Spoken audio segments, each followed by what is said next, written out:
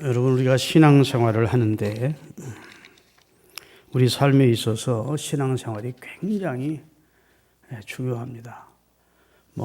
가정생활, 사회생활, 직장생활, 사업 이런 거 다 중요하지만 예수 그리스도를 주로 믿는 사람들은 신앙의 중요성을 최고로 여겨야 돼요.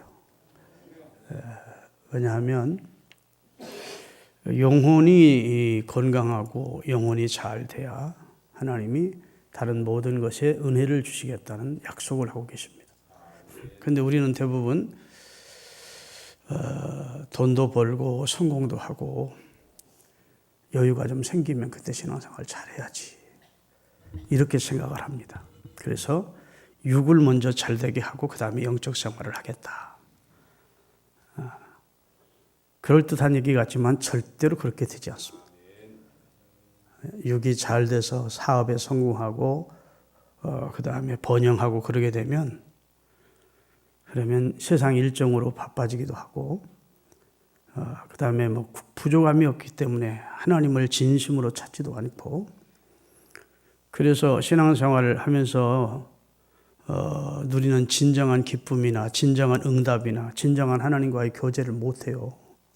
그러다가 점점 세속으로 빠지는 겁니다. 긍정하시면 아멘. 제가 침무하던 부여 장안교회에 김재순 집사라는 젊은 집사가 있었는데 그 남편이 이름은 생각이 안 나요. 조 무슨 세요. 아주 광산 다니면서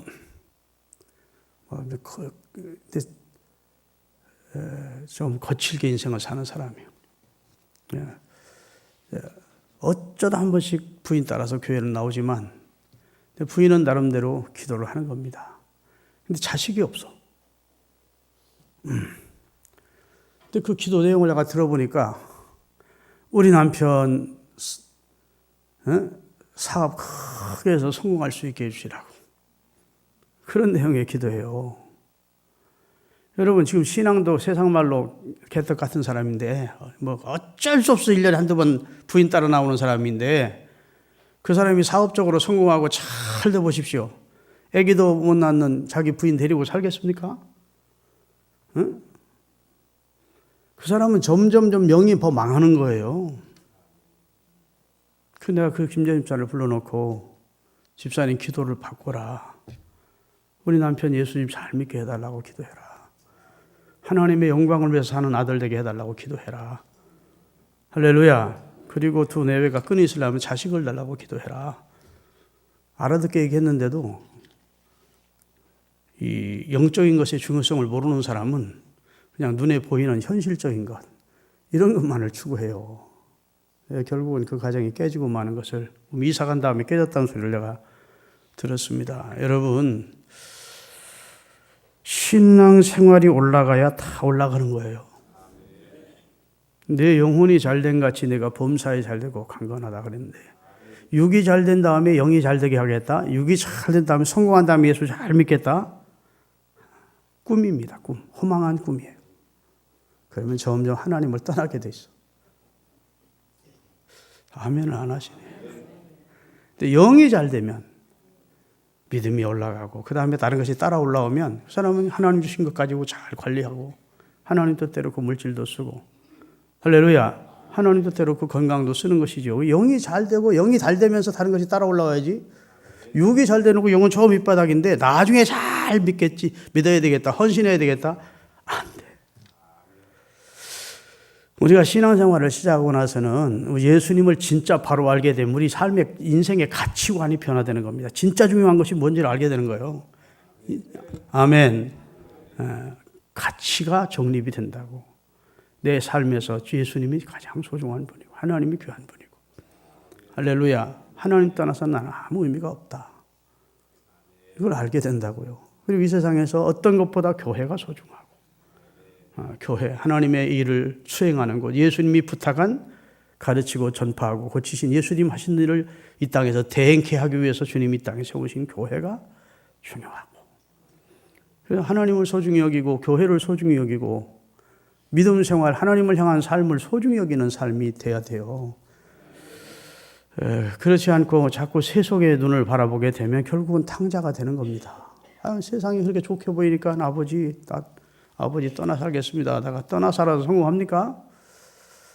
성공 못하죠. 오늘 본문 보면 베들레헴이라고 하는, 베들레헴은 생명의 떡집이라는 뜻입니다. 베들레헴에 살던 엘리멜렉의 가족이 하나님이 미워하시는 땅, 죄악이 관영하는 특별히 음란한 땅, 아버지와 딸이 동침해서 낳은 후손들이 사는 땅 모압으로 이민 갔대요. 지금처럼 무슨 이민 절차를 밟아서 그런 시대는 아니었고 아마 국경을 넘어서 이방 나라인 모압 땅으로 이민을 갔어요. 그 이민을 가게 된 이유는 베들레헴에 흉년이 잠깐 든 겁니다. 그럼 거기서 그 흉년의 때에도 거기를 떠나지 아니하고 그 흉년을 넘기면 다시 풍년이 올 터인데 이방인의 삶이 좋게 보였던 겁니다. 모압에는 그래도 풍년 들었다는데 모압 사람들은 막 생을 즐기면서 사는데 우리도 그리로 가자.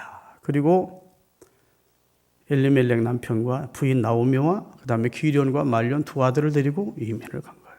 10년 만에 떼가부가 됐습니다. 다 남편 죽고 두 아들 다 죽고 결혼한 두 며느리와 홀로 된 과부 며느리와 바부 시어머니만 남아있는 상태가 됐다는 거예요. 그런데 성경은 분명히 예루살렘에서 모압으로 내려갔다 이렇게 돼요. 내려갔다. 지형적으로 내려갔다는 말이 아니고 신앙적으로 퇴보했다는 겁니다.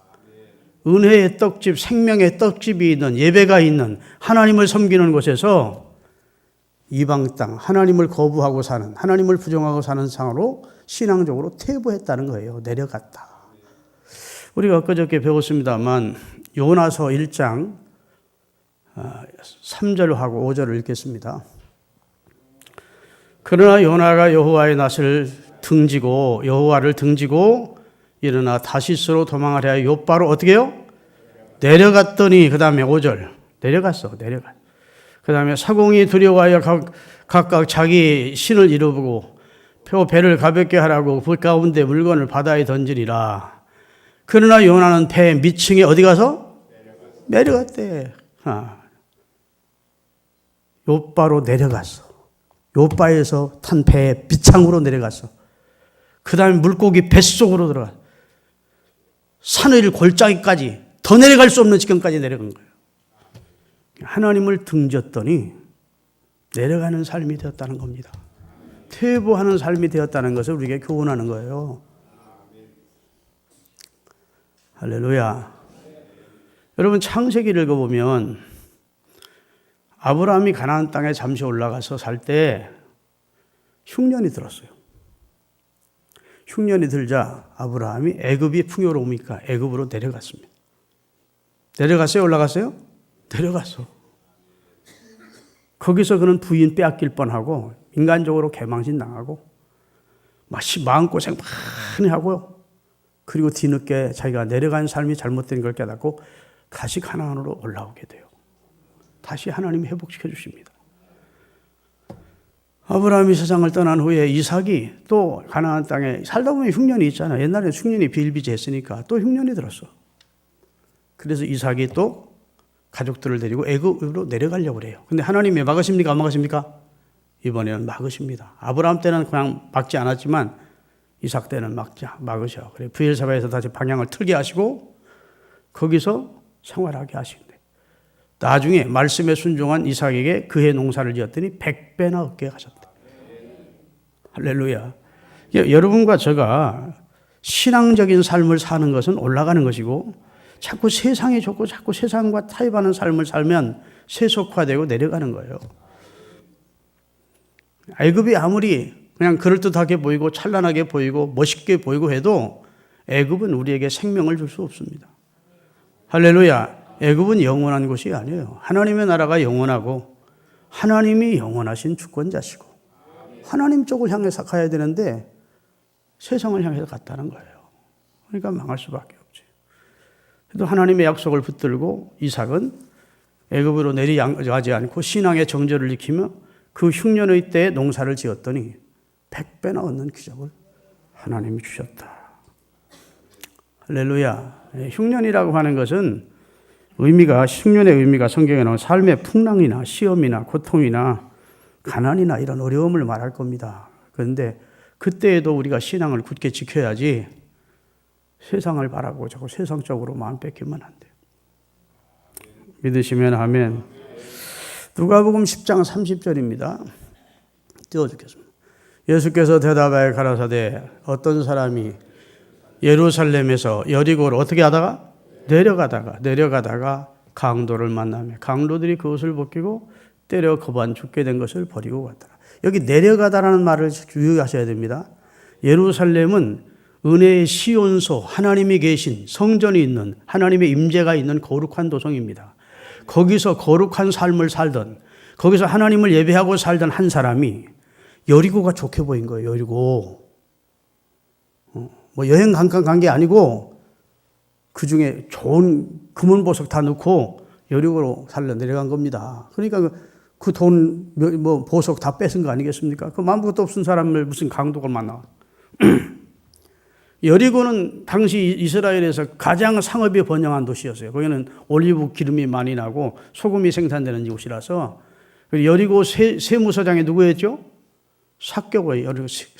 삭개오가 대단한 위치에 있었던 겁니다. 이스라엘에서 가장 세금이 많이 거치는 곳이 여리고였어요. 그러니까 예루살렘 거룩한 도성에서 하나님을 예배하던 삶이 실증난 어떤 한 사람이 세속 삶으로 신앙적으로 타락했다는 겁니다. 여리고로 내려가다가 강도는 뭘 말합니까? 영적으로? 설교 듣고 있어요? 안 듣고 있어요? 강도는 영적으로 무슨 의미를, 누구를 만났다는 거예요? 사단을 만났다는 거지. 사단은 그런 사람 노리고 있는 겁니다. 믿음에서 떠나는 사람을 자기 밥으로 삼으려고 노리고 있다고. 그리고 삼켜버린다. 그래서 다 빼앗기고 목숨까지도 견고하게 달리는 그런 상황에서 선한 사마리아 사람을 주님이 만나서 그 사람 구원해 주는 내용이 누가복음 10장에 나오지 않습니까? 할렐루야. 예루살렘은 예배 중심의 생활을 하는 것인데 여리고는 쾌락 중심, 세속 중심의 삶을 사는 곳으로 내려갔다는 거예요. 이건 꼭 지형적으로, 현실적으로만 말하지 말고 신앙적으로 그렇게 생각해야 돼요. 내가 지금 내려가는 삶을 살고 있는가, 올라가는 삶을 살고 있는가. 내가 옛날에는 예배 생활을 시간 하나님 앞에 예배를 드렸는데 지금은 예배를 중간중간 빼먹고 수요 예배, 오후 예배 다 지금 새벽 예배도 깨버리고 이런 예배 생활이 투태한 사람이 없는가. 봉헌 생활, 기도 생활 이런 모든 것이 내려가고 있는지 올라가고 있는지. 나는 날이 갈수록 더 하나님이 소중하게 여겨지고 천국의 보화를 쌓는 삶이 가장 아름다운 삶으로 느껴지고 하나님과 교통하는 시간이 너무 행복하고 그러면 지금 올라가고 있는 겁니다. 신앙적으로. 할렐루야. 영적으로 성숙하고 있는 것이고 그 사람은 소망이 있는 거예요. 그 사람은 축복이 앞에 기다리고 있는 것이고 아까 우리 앞에 놀라운 하나님의 은총이 소망적인 삶에 있는 것이죠. 그래서 내려간다 올라간다는 것은 지형적인 의미를 말하는 것이 아니고 신앙의 삶에서 세속의 삶으로 가는 것은 내려가는 것이고 비록 세속적인 것에 너무 마음이 두었던 사람도 뒤늦게 신앙의 중요성을 깨닫고 신앙생활을 열심히 하면서 하나님 쪽을 향해서 하나님의 주시는 상을 바라보고 계속 살고 있으면 그 사람은 지금 영적으로 올라가고 있다. 소망 있는 삶을 살고 있다고 말씀드릴 수 있습니다. 그 나라의 수도가 중심입니다. 우리나라의 수도가 어디죠? 서울이에요. 뭐 행정수도라고 세종시에 만들어 놨지만 서울과 세종시는 비교가 안 됩니다. 왜 서울이 중요하냐면 청와대가 있기 때문이요. 이 나라의 통치 수반자가, 이 나라를 통치하는 자가 있기 때문에 통치자가 있는 곳이 수도이고 그 수도를 향해서 올라오면 다 올라가는 겁니다. 나주나 광주나 무슨 창원이나 부산에서만 내가 내일 서울 상경할게 하면 그게 상경이라는 거예요. 상경. 그렇죠? 그 나라의 최고 도시인 대통령이 있는, 왕이 있는, 최고의 통치자가 있는 그런 곳을 향해서 올 때는 무조건 지형이 아무리 서울이 낮아도 올라간다고 하는 거예요. 이 서울이 지금 철원만큼 높지 않습니다. 지형적으로는 철원이 훨씬 높아요. 거기들 보면. 그래도 철원 사람이 내일 서울 사람하고 전화하면 내가 내일 서울 내려갈게 하면 그 사람 무식한 사람이야. 서울 올라갈게 하는 거예요. 그럼 하나님을 향해서 올라가면 올라가는 겁니다. 하나님은 최고의 통수권자거든. 왕 중에 왕이시거든. 그분이 계신 곳보다 더 높은 곳은 없거든. 그러기에 그분이 계신 곳을 향해서 그분을 향하여 가면 다 올라가는 거예요. 할렐루야. 그래서 여러분과 제가 이 올라간다 내려간다의 기준을 바로 해야 돼요. 내가 지금 내 삶이 올라가는 삶을 살고 있는가, 향상하는 삶, 진보하는 삶을 살고 있는가, 아니면 내가 신앙적으로 퇴보하는 삶을 살고 있는가. 하나님의 나라는 요한 이후로 침노를 당하나니 침노한 자가 빼앗는다 했는데 정말 하나님의 나라를 침노하기 위해서 내가 열심히 달려가고 있는가. 한번 이 특별 시백 교대를 마치는 날 깊이 생각해 보시는 은혜가 있기를 주의 이름으로 축원합니다. 아무리 고충 사다리 타고 기어 올라가도 그곳이 하나님 쪽이 아니면 내려가는 거예요.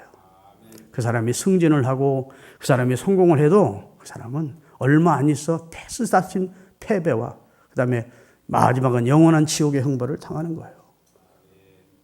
요즘 승진하고 요즘 사업 잘 되고 너무 좋아. 근데 신앙은 점점 해이해져. 하나님과 점점 멀어지고 있어. 기도 생활 안 해. 그러면 안타깝지만 얼마 안 있어 그는 큰 광경을 만나게 됩니다. 할렐루야. 오랜만에 특별새벽기도 마지막 날 공갈치고 있네. 목사님이 겁주고 우리 그럼 하나님 따라면 다 죽는다는 말 죽지. 진리를 얘기하는 거예요. 한두 군데 제가 본문을 예로 띄우는 게 아니잖아요. 내려가면 강도를 만나고 내려가면 흉년을 나고 그 다음에 떼과부 되고 내려가면 아브라함처럼 수치와 모욕을 당하고 내려갔다. 그래서 그와 같이 됐다고 성경은 말씀하고 있어요. 그러니까 지금 출세를 못하더라도 지금 내 삶이 빈궁하고 가난하더라도 하나님을 향하여 사는 삶은 올라가는 겁니다. 지금 잘하고 있는 거예요. 지금 잘 살고 있는 거예요. 향상의 삶이 기다리고 향상하는 거예요. 믿습니까? 지금 발전하고 있는 거예요. 영적으로. 근데 현실적으로는 막 기가 막히게 잘 돼도 그 사람이 하나님을 점점 등지고 산다? 그러면 내려가는 거예요.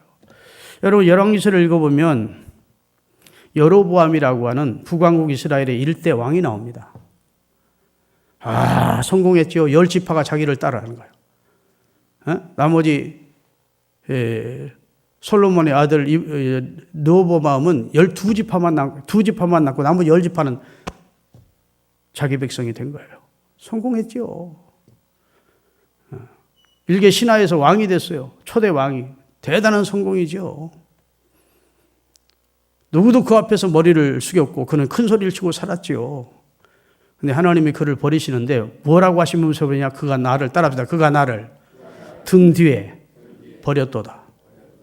하나님을 앞세우는 삶이 아니라 하나님을 향해서 올라가는 삶이 아니라 하나님을 등 뒤에 뒀대. 뭐든지 자기 마음대로 했대. 그러니까 하나님이 그와 그의 집을 거름더미로 만들어버리겠더라. 싹 쓸어버리겠다고 하시고 다 쓸어버렸어요. 믿습니까? 여러분 빛을 향하여 가면 빛이 내 가슴에 딱 비치면 내 가슴이 환해지죠. 그 다음에 내 앞에 있던 그림자가 어디로 갑니까? 내 뒤로 가. 내 앞에 염려, 근심, 우수사리가 뒤로 가. 하나님을 향하면 내 앞에 소망이 넘치고 힘이 나고 용기가 생기고 염려거리는 뒤로 가. 그런데 빛을 등지면 내 가슴이 더 어두워지고 내 앞에 그림자가 드리워져. 하나님을 향하여 가는 삶은 빛을 향해 가는 삶이에요. 할렐루야. 하나님을 등지면 어둠과 재난과 사탄의 유혹이 있고 패배하는 길이야. 이걸 분명히 하시라고. 예수 안 믿으면서도 잘 사는 사람들, 좋은 차 탄 사람은 부러워하지 말고 그들의 앞날은 하나니까. 할렐루야. 우리는 예수를 믿잖아요. 우리는 믿는데 믿으면서도 자꾸 세상을 초월하는 사람들이 있어. 세상의 것을 끊지 못하고 세상에 미련을 두고 그거 하나님 제일 싫어합니다. 이스라엘 사람들이 광야를 나와서 하나님의 기적으로 구원해 주셨어. 홍해를 건넜고. 그렇죠? 근데 하나님이 참고 참으셔서 이스라엘의 범죄에도. 근데 한 가지는 못 참으셔서 우리가 다시 애굽으로 돌아가는 게 좋겠다. 모세를 죽이고 한 장관을 세우고 애굽으로 돌아가재. 하나님은 구원받은 성도가 애굽으로 돌아가자 할까봐 왕의 길인 헤로로 가나안 땅까지 가려면 일주일도 안 걸려요. 그런데 저들이 전쟁을 만나면 돌아가자 할까 두려워서 하나님이 그것이 염려돼서 믹돌 돌려가지고 홍해바다를 건너서 지금 돌리는 거예요. 그런데 하나님이 그 소리가 제일 하나님 번에서 보면 아픈 소리인데 하나님의 고통에 하나님 볼 때는 그 소리는 안 듣고 싶었는데 이스라엘이 12명의 정탐꾼을 보내고 나서 보고를 하자 10명의 정탐꾼의 믿음 없는 보고를 듣고 밤새도록 통곡하더니 우리가 모세를 죽이고 한 장관을 세우고 애굽으로 돌아가재. 애굽에 있던 때가 좋았대. 그건 하나님이 못 참으신 겁니다. 하나님이. 예수 믿으면서 자꾸 세상을 좋아하지 않기를 바랍니다. 세상을 사랑하면 하나님의 사랑이 우리 속에 있지 않대. 세상은 세상이고 내가 잠깐 머물다 가는 여행하는 곳이고 내가 진짜 가야 할 곳은 하나님의 나라예요. 천국이야. 할렐루야. 여기는 그냥 잠깐 다녀가는 우리가 우고하는 곳이에요. 우고하는 거. 그러다가 하나님이 우리에게 준비한 나라를 우리가 주실 때 그때 가서 상 받게 여기서 살아야지. 그냥 여기서만 성공하고 여기 땅의 성공, 땅의 부자 되는 것, 땅의 것만 자꾸 집착해서 사는 그런 어리석은 삶을 끝내시기를 예수님의 이름으로 축원합니다. 할렐루야. 그래서 여러분과 제가 이 올라간다 내려간다의 기준을 분명히 하고 내려가는 삶이 아닌 올라가는 삶을 살 수 있기를 주의 이름으로 축원합니다. 하나님을 향하는 삶에 내일이 있고 소망이 있고 복된 삶이 있는 거예요. 그러나 생명의 근원 되신 하나님께서 떠난 자는 끊어진 자는 아무리 발버둥 쳐도 올라가는 게 아니야. 내려가는 거죠.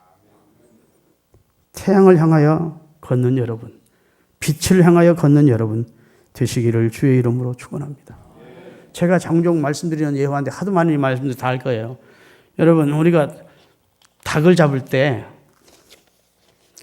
닭이 목을 끊어놔도 그래서 막 피가 나오고 목을 끊어놔도 닭이 금방 죽지 않아요. 우리 어머님도 닭을 잡아서 가끔 우리에게 어렸을 때 그런데 우리 어머님 목을 딱 따고 그 목 조금 남아있는 줄기 덜렁덜렁하는 목을 날개 속에 이렇게 넣고선 한쪽으로 놓더라고. 그럼 푸드득 그래. 목이 끊어졌는데도 발버둥을 쳐 푸드득을 거려요. 그래도 얼마 안 있으면 어떻게 돼요? 푸드득거리다 푸드득. 그 다음에 만져보면 차디차. 그렇죠? 무슨 말씀을 드린 거야 하면 하나님 떠나서도 얼마든지 활동할 수 있어요. 움직일 수 있어요. 근데 그것은 소망이 없는 푸드득거림이야. 소망이 없는 발버둥이야. 언젠가는 하나님께서 끊어지게 그는 멸망이야. 할렐루야. 예수님도 요한복음 15장에 너희가 나를 떠나서는 아무것도 할 수 없다. 인정 안 해주겠다는 겁니다. 나는 포도나무며 너희는 가지인데 떨어지면 안 돼. 끊어지면 안 돼. 세상은 점점 우리를 강하게 푸시해오면서 유혹할 겁니다. 하나님이 어디 있느냐고 주장하는 사람들이 점점 늘어날 겁니다. 말세가 되면. 이상한 소리 하는 이상한 신학적인 주장을 하는 사람들이 많을 거예요. 여러분 유튜브에도 잘 들어가셔야지. 뭐 이영현이라는 사람 누구라는 사람들 하는 사람들은 가장 예수를 잘 믿는 사람처럼 유튜브에 방송을 하는데 우리 신앙을 다 미혹하는 내용들이 너무 많아. 잘 들어가야 돼요. 믿습니까? 11조 안 해도 구원받는다. 뭐 안 해도 구원받는다. 우리 한국 사람들이 예수 잘못 믿고 있다. 매일 이런 유튜버들이 청년되고 있어요. 나름대로의 주장을 피는데 거의 신사도운동이나 이단운동에 활동하는 사람들이 유튜브 만들어가지고 믿음이 연약한 성도들을 넘어뜨리고 있어요. 보시려면 헤세드 선교사라는 사람이 가끔 내는 유튜브가 있어요. 거기를 보셔야 돼요. 정통 보수신앙을 가진 사람이 내는. 믿습니까? 네. 그렇지 않으면 목사가 강단에서 설교하는 내용 듣고 신앙생활하는 게 좋지. 그냥 이상한 내용이 뭐 자극적인 내용이 떴다고 그래서 유튜브 신앙적인 내용 안에 잘못 들어갔다가는 뭐 큰일 나. 할렐루야. 자, 그러면 여러분의 삶이 어떤지를 다시 한번 오늘 명쾌하게 깨달으시기를 바라고 정립될 수 있기를 바랍니다. 신앙적으로 내려가지 않고 있나를 살펴보시고 아합이나 사울왕이나 헤롯이나 빌라도 다 올라가는 사람들이고 인간적으로 보면 성공한 사람들이 왕들이죠. 그래도 그들은 하나님을 등지었기 때문에 철저하게 멸망을 당했고 그 최후는 비참했습니다.